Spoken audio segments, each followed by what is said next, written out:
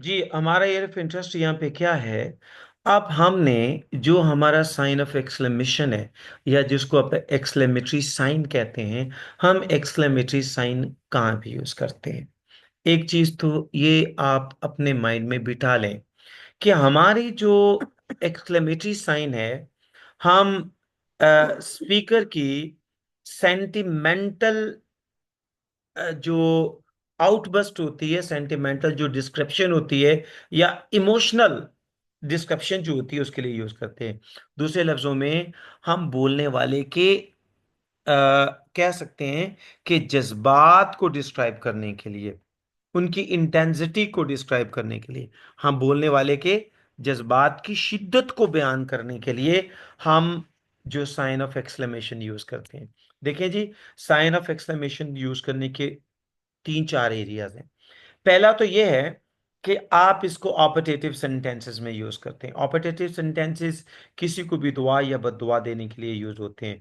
जैसे कि हमारे यहाँ पर है, मे ही लिव लॉन्ग रिस्पेक्टेड।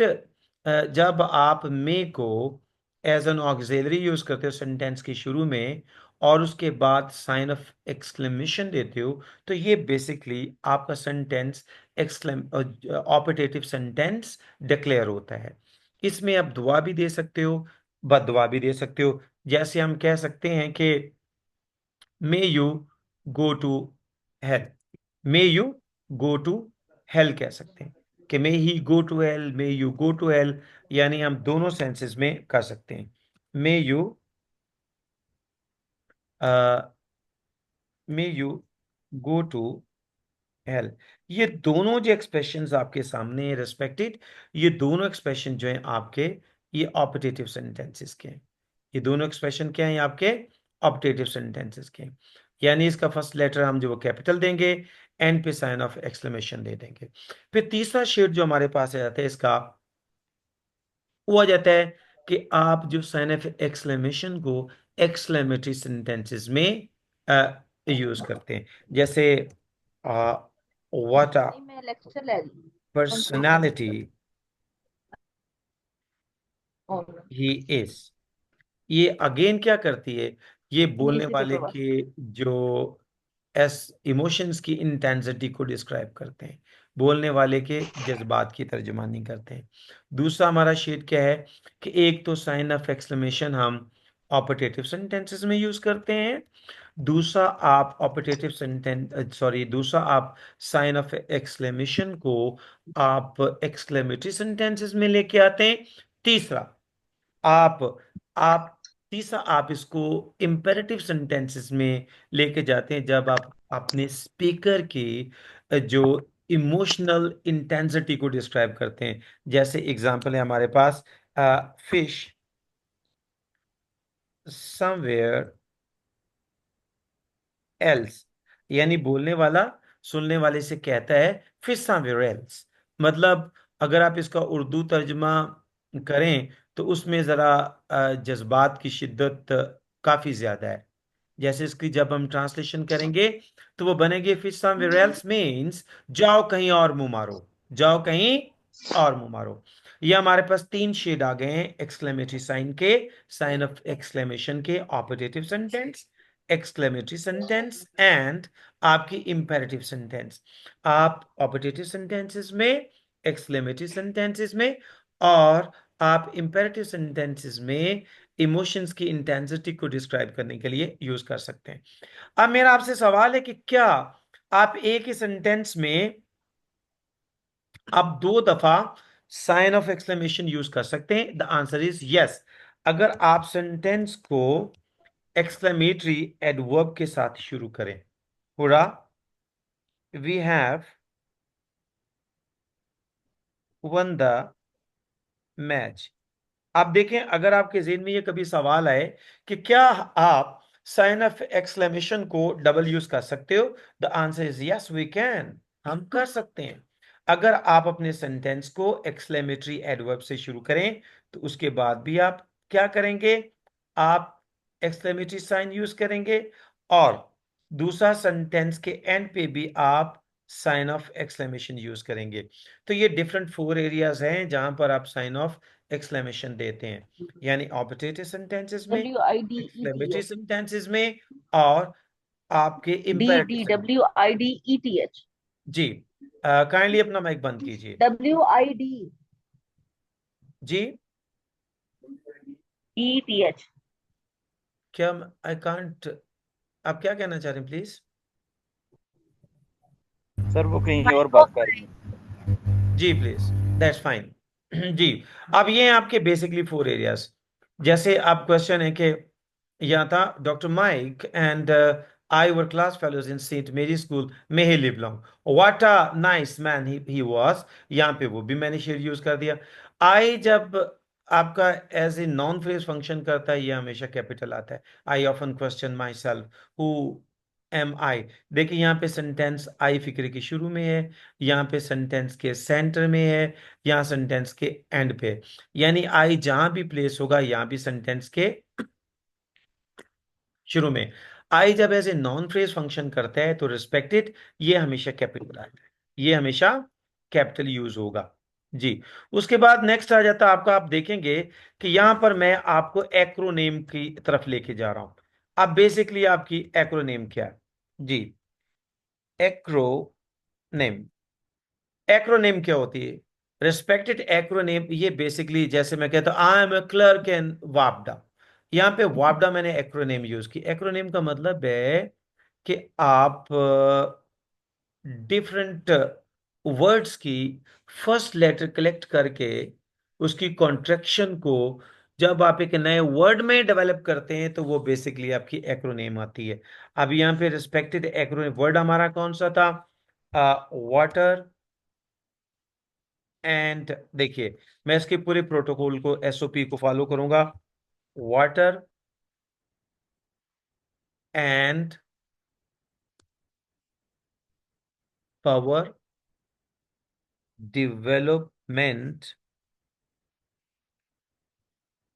अथॉरिटी। ठीक हो गया जी।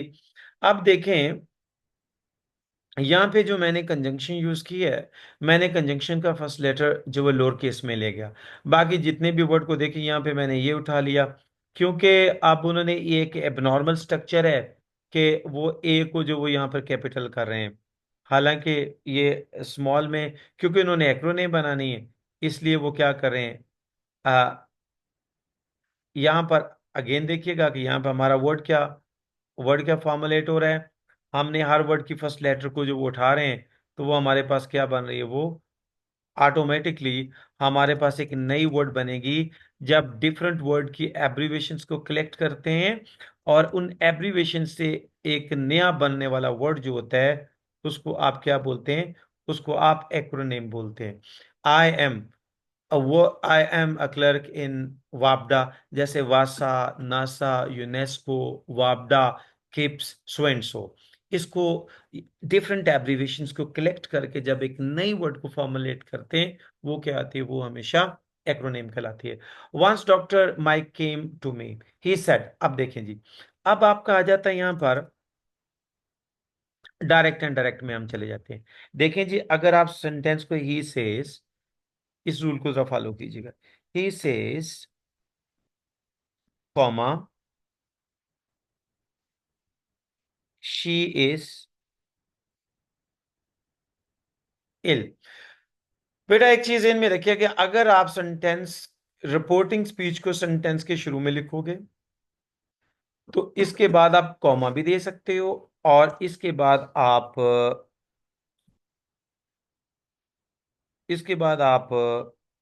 कॉलन भी दे सकते हो।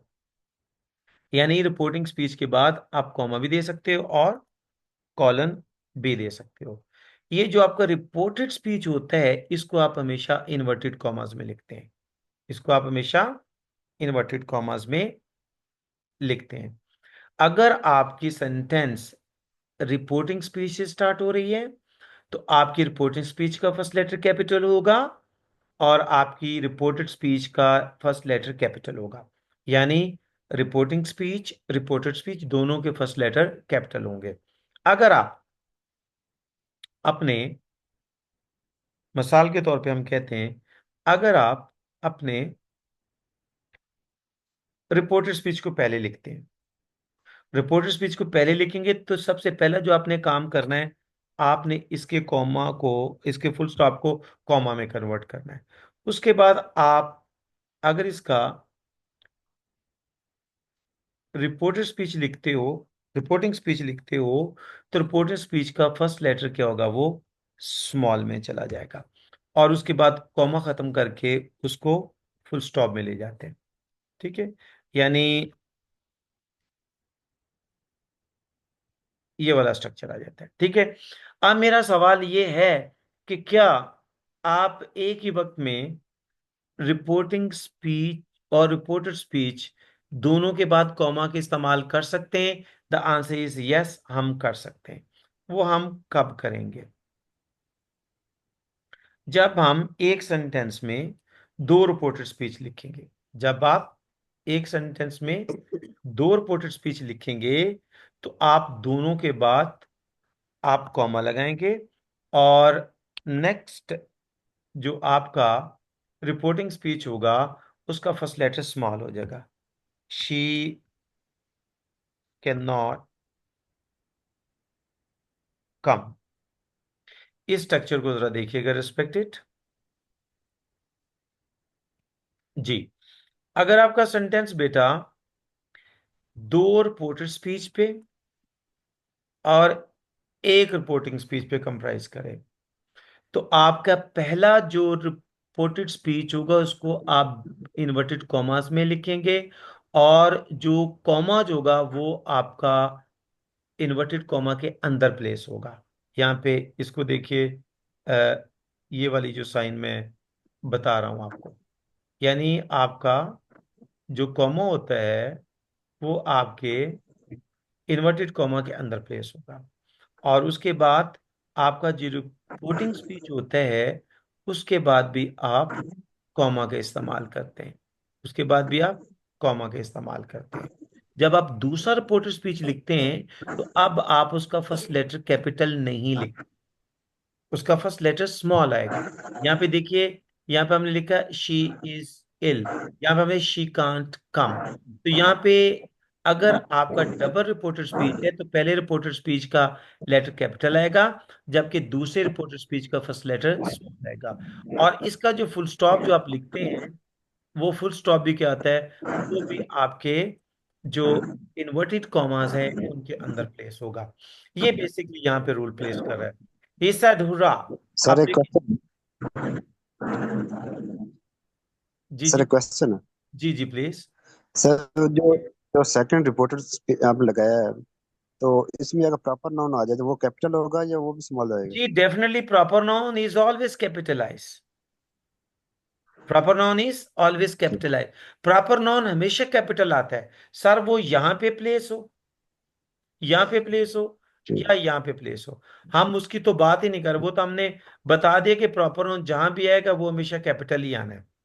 उसकी एग्जांपल मेरे साथ ठीक हो देखे हैं ना, ये देखिए, यहाँ पर आपने ठीक है। नोटिस किया कि यहाँ पे डॉक्टर माइक को देखिए, यहाँ पे, जी जी।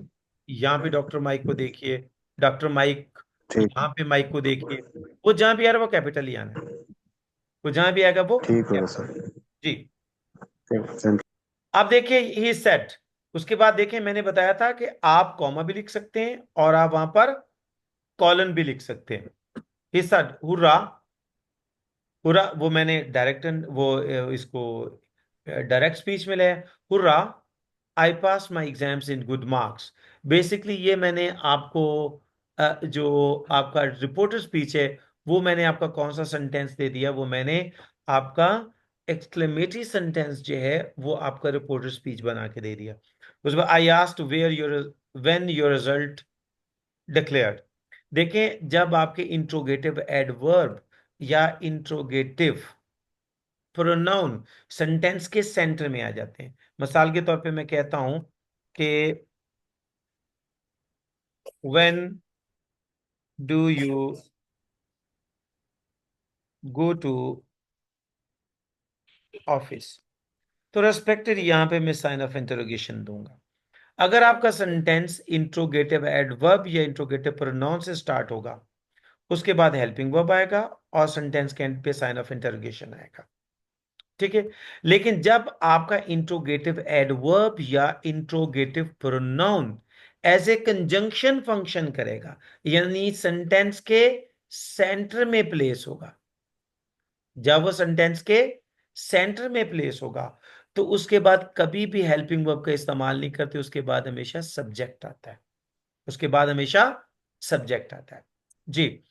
I asked vast where, again मैंने वही एग्जांपल दे दी। ये देखें, ये आपका इंट्रोगेटिव एडवर्ब है, ये इंट्रोगेटिव एडवर्ब आपका आ गया। जब आपका interrogative adverb as a conjunction function करता है, सेंटेंस के सेंटर पे प्लेस होता है, तो उसके बाद आप हमेशा सब्जेक्ट का इस्तेमाल करते हैं, हेल्पिंग वर्ब का इस्तेमाल नहीं करते, जैसा कि आपने यहां पे किया हुआ है। उसके बाद अंडरस्टूड है, जब आपका इंट्रोगेटिव एडवर्ब या interrogative pronoun as a conjunction function करेगा, तो उसके बाद साइन ऑफ इंटरोगेशन भी नहीं आएगा। यहां पे देखें, यहां पे साइन ऑफ इंटरोगेशन आ रहा है, ठीक है। लेकिन जब एज ए ये कंजंक्शन फंक्शन कर रहा है, तो यहां पे साइन ऑफ इंटरोगेशन नहीं आएगा। ही इज इल, अगेन ये देखिएगा, ये सेम स्ट्रक्चर, ये वाला स्ट्रक्चर मैं वहां पे डिस्कस कर रहा हूं, जो मैंने यहां पे बोल्ड किया, ये वाला स्ट्रक्चर मैं डिस्कस कर रहा हूं। He is ill, comma, said he, comma, he couldn't come। ठीक है। यहां पे देखें, अगर आपके एक सेंटेंस में दो रिपोर्टेड स्पीच है और एक रिपोर्टिंग स्पीच है, तो आप एक रिपोर्टेड स्पीच को रिपोर्टिंग स्पीच से पहले लिखते हैं, दूसरे को बाद में लिखते हैं। फर्स्ट रिपोर्टेड स्पीच का लेटर कैपिटल आएगा, जबकि दूसरे का आपका जो लेटर है वो स्मॉल में आएगा। ये सेम स्ट्रक्चर मैंने वहां पे प्लेस किया हुआ है आपको समझाने के लिए। I said to Mike, again देखिए प्रॉपर नाउन जहां भी प्लेस होगा। अभी मुझे एक क्वेश्चन आया था शाकिर साहब का कि क्या प्रॉपर नाउन कैपिटलाइज होगा? Exactly, wherever it is placed, जहां कहीं भी ये रखा जाता है, ये हमेशा कैपिटल आता है। उसके बाद अच्छा देखिएगा, दूसरा sir, I said to Mike, मैंने माइक से कहा come on do what I say. एक चीज ध्यान में रखिएगा रिस्पेक्टेड स्टूडेंट्स, दो क्लॉजेस के दरमियान कभी भी आप कॉमा यूज नहीं करते। मेरी बात को ये ज़हन में रखिएगा, दो इंडिपेंडेंट के क्लॉजेस के दरमियान आप कभी भी कॉमा यूज नहीं करते। लेकिन ग्रामर में तीन ऐसे सेंटेंसेस हैं जहां आप दोनों क्लॉजेस को कॉमा के साथ डिस्क्राइब कर सकते हैं। अदरवाइज कॉमा लगाने के लिए आपको क्या करना पड़ता है? आपको सेंटेंस में कंजंक्शन देना पड़ती है। For example, if you work hard you will succeed. Respect देखिए, अगर आपने सेंटेंस में सबऑर्डिनेट कंजंक्शन दे दी है, तो आप इसकी कॉम्बिनेशन किसके साथ बनाएंगे? कॉमा के साथ। आप इसकी किसके साथ बनाएंगे कॉम्बिनेशन? इसकी कॉमा के साथ बनाएंगे। जैसा कि यहां पे देखिएगा, मैंने वाइल की कॉम्बिनेशन किसके साथ बनाई? कॉमा के साथ। लेकिन ग्रामर में तीन ऐसे स्ट्रक्चर जरूर हैं जहां आप दो इंडिपेंडेंट सेंटेंसेस को कॉमा के साथ डिस्क्राइब करते हैं। पहला क्या? कम ऑन डू व्हाट आई से। बेटा पहला स्ट्रक्चर जो है वो है, अगर आप एक सेंटेंसेस में दो इंपेरेटिव क्लॉजेस लिखेंगे, तो उन दोनों क्लॉजेस को आप क्या करोगे? आप उनको कॉमा के साथ अलग करोगे। जनरल रूल क्या है? ये बात माइंड में बिठा लीजिए, ये बात माइंड में बिठा लीजिए कि आपके दो इंडिपेंडेंट क्लॉजेस कभी भी कॉमा के साथ अलग नहीं होते। लेकिन तीन स्ट्रक्चर ऐसे इंग्लिश के जो एक्सेप्शन में जाते हैं। वो कौन से हैं? एक तो ये कि आपके इंपेरेटिव सेंटेंसेस जब एक सेंटेंस में लिखे जाते हैं, तो वो उनको आप कॉमा के साथ लिख सकते हो। दूसरा, to err is human, to forgive is divine.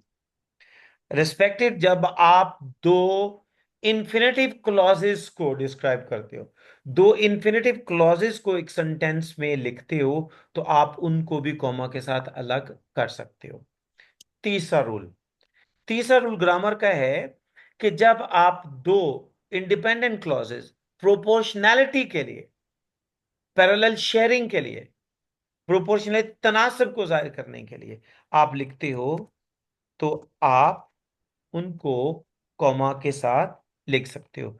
The higher you go the cooler it is. ये 3 इंग्लिश ग्रामर के ऐसे स्ट्रक्चर हैं जो कि विदाउट एनी कंजंक्शन आए हैं, आप उनको कॉमा के साथ लिखते हो। अदरवाइज आप किसी भी क्लास को कंजंक्शन के बगैर किसी तौर पर भी कॉमा के साथ डिस्क्राइब नहीं कर सकते। इसलिए अब उसके बाद आपका नेक्स्ट आ गया, देखिए, if your brother took proper care, comma आ गया, यानी आपने जो सबऑर्डिनेट क्लॉज की कंजंक्शन किसके साथ बनाई जी। अगर आप सेंटेंस को सबऑर्डिनेट कंजंक्शन के साथ स्टार्ट करेंगे, उसकी कॉम्बिनेशन हमेशा कॉमा के साथ आती है। आफ्टर फ्यू डेज, देखें, अगर आप किसी भी सेंटेंस को सेंटेंस एडवर्ब के साथ शुरू करते हैं, जैसे after a few days later, उसकी कॉम्बिनेशन भी हमेशा कॉमा के साथ आती है।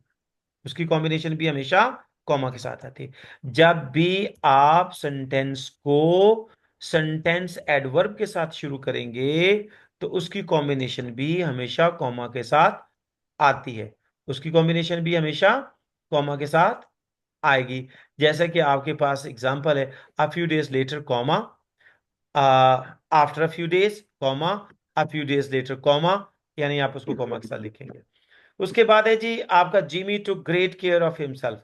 दो, अब अगर आपकी कंजंक्टिव एडवर्ब आ जाती है, कंजंक्टिव एडवर्ब से मेरा देयरफॉर, देखिए जी, अगर ये दो क्लॉजेस के दरमियान है, कंजंक्टिव एडवर्ब आपकी दो क्लॉजेस के दरमियान है, तो इसका जो स्ट्रक्चर बनता है वो ये है। अगर ये कंजंक्टिव एडवर्ब दो क्लॉजेस के दरमियान है, इसका स्ट्रक्चर क्या बनेगा? Semicolon, conjunctive adverb, comma. जैसे Jimmy to great care of himself, semicolon, therefore comma, he recovered very सून।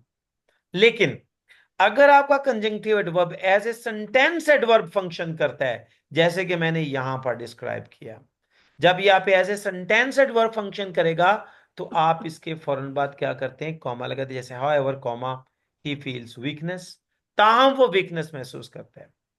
और अगर आपका ये सेंटेंस एडवर्ब आपके सब्जेक्ट के बाद प्लेस होता है, इसका कॉम्बिनेशन ये बनता है। यानी आप उसको क्या करोगे? आप उसको कॉमा इस स्ट्रक्चर में डिस्क्राइब करोगे, जैसा कि आपके सामने ये आ गया। यानी जब आपके ये सेंटेंस एडवर्ब का फंक्शन करेगा, ये दो तरह से प्लेस होता है। या तो ये सेंटेंस के शुरू में आएगा, कॉमा प्लेस होगा, या फिर ये सब्जेक्ट के बाद आएगा, कॉमा, सब कंजंक्टिव एडवर्ब, कॉमा।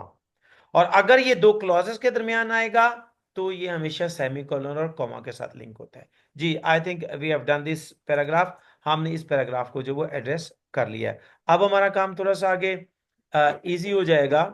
अब हम आ जाएंगे इसके सेकेंड पैराग्राफ की तरफ। जी, मेरा ख्याल समझ आ रही है आप लोगों को, इरफान साहब? Yes sir. जी जी सर, आ रही है समझ सर, जी। माशाल्लाह। सेकंड पैराग्राफ में पाकिस्तान, जरा इसको आलिया पढ़िएगा, इसको आलिया एजाज साहब प्लीज। आलिया एजाज साहब पैराग्राफ को जल्दी से जी पढ़ सर। दीजिए। जी जी sir. Thank you. Pakistan is a Muslim country. 96% of the population of this country is Muslim. They believe in one God. They recite and follow the scripture, the Holy Quran. They offer special prayers every Friday. They celebrated Eid al-Fitr in the month of April this year. Next Eid will be celebrated 31st of the March. They wish cakes, sweets, and fruits to one another. I also bought some fruits, apple, mangoes, and apricots. My friend bought meat, shoes, and milk. He came to wish me Eid and love. My answer, Khair Mubarak. We celebrated Eid for 3 days, Monday dash Wednesday. His wife has, with just a little help, made delicious dishes for the guest. His sister, who lives in Lahore, sent him Eid cake. My friend, when he received the cake, he was very happy. Many children living in orphanage don't know what love feels like on Eid. So thank you very much. देखें जी, आप किसी भी state का first letter capital होता है, Pakistan is a Muslim state. किसी भी कौम का फर्स्ट लेटर जो वो हमेशा कैपिटल आएगा।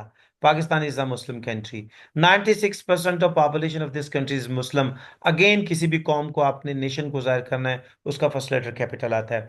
दे believe in one God. Allah ताला का नाम जब भी डिस्क्राइब किया जाता है, प्रॉफिट्स की नेम जब भी लिखी जाती है, वो हमेशा कैपिटल लेटर में आती है। They recite the following, they recite and follow the scripture the holy Quran. जितनी भी स्क्रिप्चर्स होती हैं, हॉली बुक्स होती हैं, किताबें मुकद्दस होती हैं, अल्लाह ताला की इल्हामी किताबें जो होती हैं, वो बेटा हमेशा कैपिटल लेटर से लिखी जाती हैं। दे offer special prayers every Friday. Every से पहले कभी भी बेटे जो प्रेपोजिशन का इस्तेमाल नहीं होता। जितने भी डेज ऑफ वीक होते हैं, फ्राइडे, सैटरडे, संडे, मंडे, उनका फर्स्ट लेटर हमेशा कैपिटल आता है।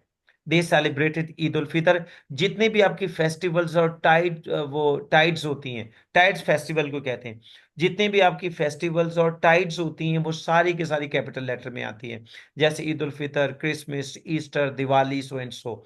इन द मंथ ऑफ अप्रैल जितनी भी मंथ्स होती हैं, उनका फर्स्ट लेटर हमेशा कैपिटल होता है, दिस ईयर। नेक्स्ट है Eid will be celebrated on. जितनी भी आपकी काउंटिंग होती है 21 से 99 तक, जितनी भी आपकी काउंटिंग होती है, उनको हमेशा हाइफन के साथ लिखते हैं। उनको हमेशा हाइफन के साथ लिखते हैं। जितनी भी मंथ्स होती हैं, उनका फर्स्ट लेटर जो होता है हमेशा कैपिटल होता है।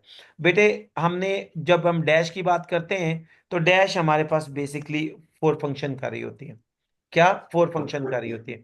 पहला, हाइफन। हाइफन क्या करती हैं? वो आपके कंपाउंड नाउन बनाती हैं। हाइफन क्या फंक्शन करती हैं? कंपाउंड नाउन बनाती हैं। और आपकी जितनी भी 21 से 99 तक की काउंटेड होती है, वो हाइफिनेटेड होती है, यानी आप उनके दरमियान हाइफन लिखते हैं। देविश केक्स। देखें, जब एक सेंटेंस में दो से ज्यादा नाउन लिखे जाएं या दो से ज्यादा वर्ड्स लिखे जाएं, तो अगर उनकी क्लास सिमिलर है, तो फर्स्ट टू आइटम्स के दरमियान कॉमा आता है, जबकि नेक्स्ट आइटम को जो एंड के साथ लिंक की जाती है। जैसे they wish cakes, comma, sweets and fruits to one another. I also bought some fruits. अब देखें, यहां पे कॉलन आ गया। देखें, कॉलन आप हम उस वक्त लिखते हैं जब हम कोई लिस्ट देना चाहते हैं, डिस्क्रिप्शन देना चाहते हैं। अब यहां पर अगर मैं फुल स्टॉप देता, तो मुझे फ्रूट्स के नेम मेंशन करने की जरूरत नहीं थी, क्योंकि यहां पे मैंने क्या किया है, यहां पे मैंने कॉलन दिया है। तो इसका मतलब मैं पाबंद हूं कि अब मैं उन फलों के नाम लिखूं जो फल मैंने खरीदे हैं। I bought I bought some fruits, जैसे कि एप्पल्स हैं, कॉमा, मैंगोज हैं एंड एप्रिकॉट्स हैं।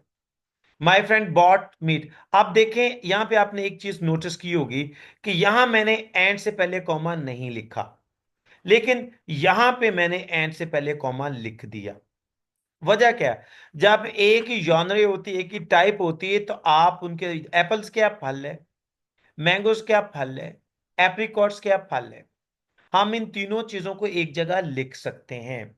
जब एंड से पहले कॉमा आता है, तो इसको बोलते हैं ऑक्सफोर्ड कॉमा। ऑक्सफोर्ड कॉमा आप उस वक्त लिखते हैं जब आपकी तीनों आइटम्स जो एक दूसरे से डिफरेंट हो, क्योंकि आप मीट को कभी भी शूज के साथ नहीं रख सकते, और शूज को कभी भी मिल्क के साथ नहीं रख सकते। तो इसलिए मुझे यहां पे ऑक्सफोर्ड कॉमा यूज करनी पड़ी। अगर आपकी सेम आइटम्स हैं, जैसे सर देख। इसमें सर बॉट के साथ कॉलन भी नहीं यूज किया ना हमने। माय जी, फ्रेंड बॉट के साथ आगे हमने कॉलन नहीं यूज किया। सर हाँ जी, इसमें एक और डिफरेंस ये भी आ रहा है ना कि माय फ्रेंड बॉट के साथ आगे कॉलन भी नहीं हाँ यूज जी। किया कि अगर उसको हम हमने कॉलोनी यूज बॉट। करते तो डेफिनेटली हमने सेम आइटम देनी थी, मीट का जिक्र करना था। हमने मीट में मटन ले लिया। हमने, अगर हम मीट के सामने कॉलोनी यूज करते, तो फिर हम पाबंद होते कि हम बीफ लिखते, हम यहाँ पे मटन लिखते, हम यहाँ पे चिकन लिखते। ठीक है, क्योंकि हमने यहाँ पे कॉलोनी यूज नहीं किया, हमने कॉमा यूज किया है। तो हमने यहां पर क्या, मीट को शूज के साथ, शूज को मिल के साथ।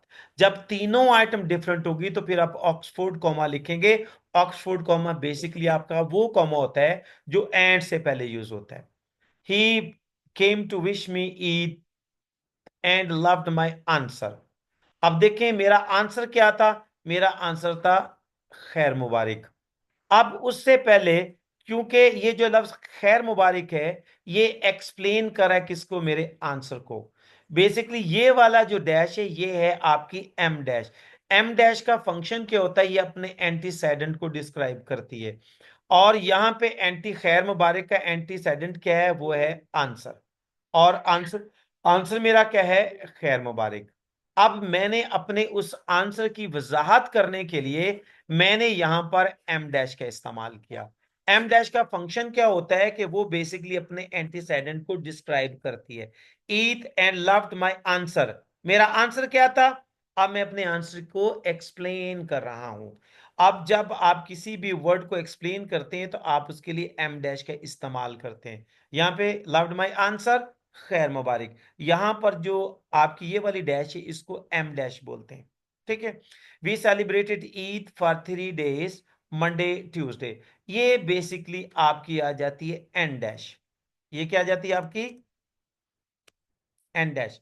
एन डैश का फंक्शन क्या होता है, एन डैश जो डिस्क्राइब करती है बेसिकली आपकी लिस्ट को डिस्क्राइब करती है। ये बेसिकली आपकी रेंज को डिस्क्राइब करती है। ये आपकी बेसिकली रिजल्ट को डिस्क्राइब करती है। अब देखें ना, तो यहां पर अगर मैं कहता हूं मंडे, यहां पर अगर मैंने वर्ड यूज की है, ये आपकी एन डैश है जी। यहां पे अगर मैंने मंडे ट्यूसडे लिखा तो इसका मतलब ये रेंज को बता रहा है कि बेसिकली हमारी सेलिब्रेशन की रेंज क्या थी। रेंज को डिस्क्राइब करने के लिए जैसे एक और मैं एग्जांपल देता हूं, we won the match 7-5 goals। Basically यहां पर ये डैश जो है ये क्या डिस्क्राइब कर रही है, ये रिजल्ट बता रही है। ये क्या बता रही है, ये रिजल्ट बता रही है। बेसिकली आपके रिजल्ट को डिस्क्राइब करने के लिए, आपकी रेंज को डिस्क्राइब करने के लिए, लिस्ट को डिस्क्राइब करने के लिए आप क्या करते हैं, आप एन डैश का यूज करते हैं। क्लियर। यहां पर जो हमारी ये वाली डैश है ये हमारी देखें, यहां पे हमने क्या यूज किया था, हमने हाइफन यूज की। यहां पे हमने क्या यूज किया, हमने एम डैश यूज की। यहां पे हमने क्या यूज किया, हमने एन डैश यूज की जी। His wife has with just a little help, या अगेन मैंने ब्रैकेटिंग कॉमा दिए। आप देखें, आप इस सेंटेंस को जो देखिएगा, ये सेंटेंस है his wife has made delicious dishes for the guest.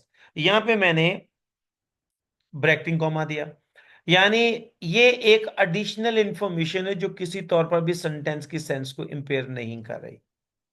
अगर ये नहीं भी होगा तो सेंटेंस की सेंस डिस्टर्ब नहीं होगी। His wife has made delicious dishes for the guest, उसकी बीवी ने मेहमानों के लिए बड़े लजीज खाने बनाए। ये एक एडिशनल इंफॉर्मेशन उसके लिए कि उसने थोड़ी सी मदद भी ली है, with just a little help. ये बेसिकली आपकी जो ब्रैकेटिंग कॉमा है ये फंक्शन करते हैं टू प्रोवाइड एडिशनल इंफॉर्मेशन के लिए।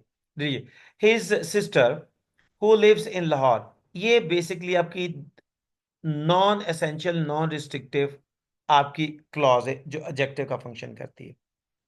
आप देखें, his sister sent him Eid cake, उसकी बहन ने उसको ईद केक भेजा। अगर वो ये बताना चाहे कि मेरी कौन सी बहन ने ईद केक भेजा तो वो बेसिकली एडिशनल इंफॉर्मेशन देगा। हु लिव्स इन लाहौर, यहां पर देखें, यहां पे अपने नोटिस के स्टार्ट में हमने पढ़ा था कि आपका noun phrase as an additional information के तौर पे आ रहा है। यहां पे आपका adverb adverbial phrase additional information के तौर पे आ रहा है। यहां आपका एडजेक्टिवल क्लॉज एडिशनल इंफॉर्मेशन के लिए आ रहा है। ठीक है। His sister which one who lives in Lahore sent him Eid cake. My friend, मेरा दोस्त, when he receive the cake, ये बेसिकली आपकी एडवर्बियल क्लॉज है।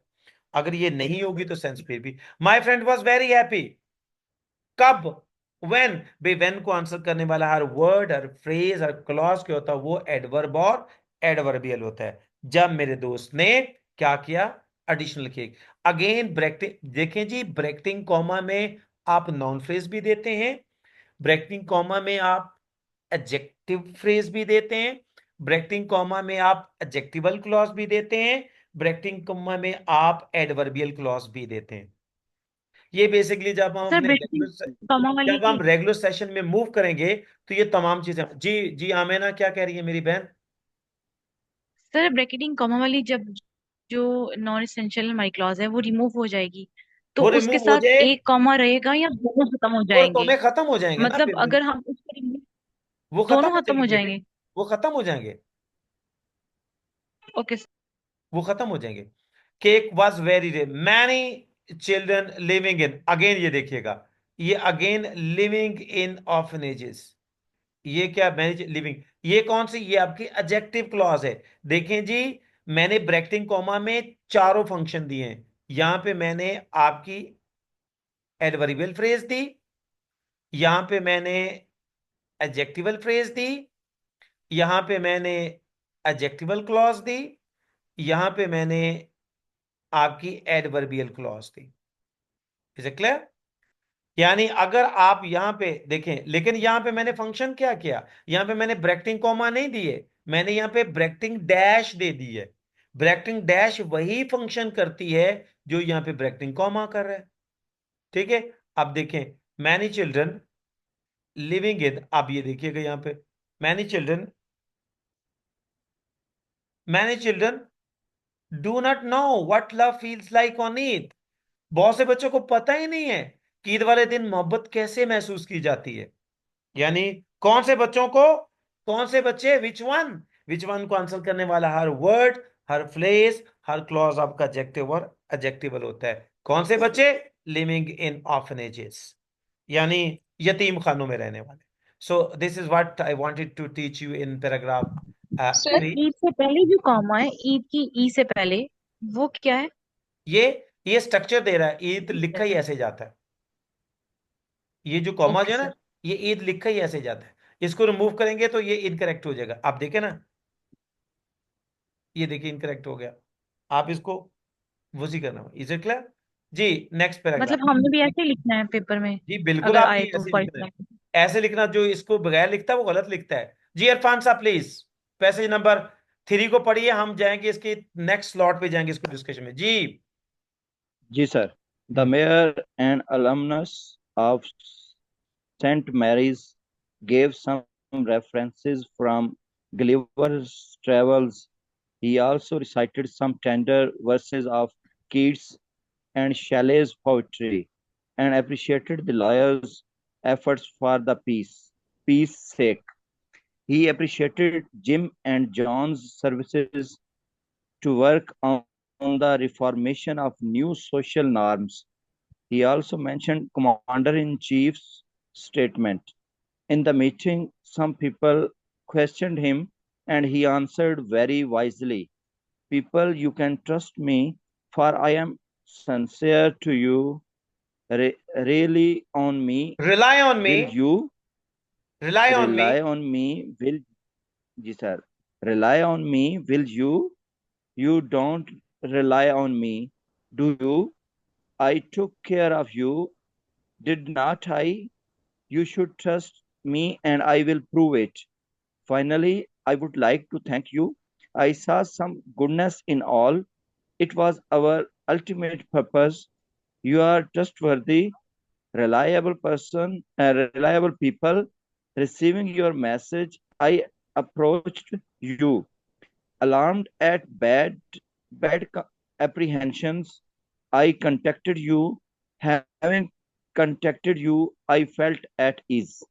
सो दिस इज, इसमें जो हम डिफरेंट क्या कर रहे हैं, इसमें जी हम अपनी बहुत इंपॉर्टेंट पंक्चुएशन मार्क को डिस्कस कर रहे हैं। वो क्या, हमारी बेसिकली एपोस्ट्रॉफी का मैंने बहुत ज़्यादा वर्क किया है। ठीक है, वो हम अपनी नेक्स्ट स्लॉट में जाते हैं, हम रन आउट होने वाले हैं। जैसे ही हम रन आउट होते दोबारा ज्वाइन करते हैं तो हम बेसिकली इसको एपोस्ट्रॉफी का जो वो यूजेज जो है वो उसको हम डिस्कस करेंगे। जी आप बताइए जी, इसमें जो हमने पढ़ा है अभी तक,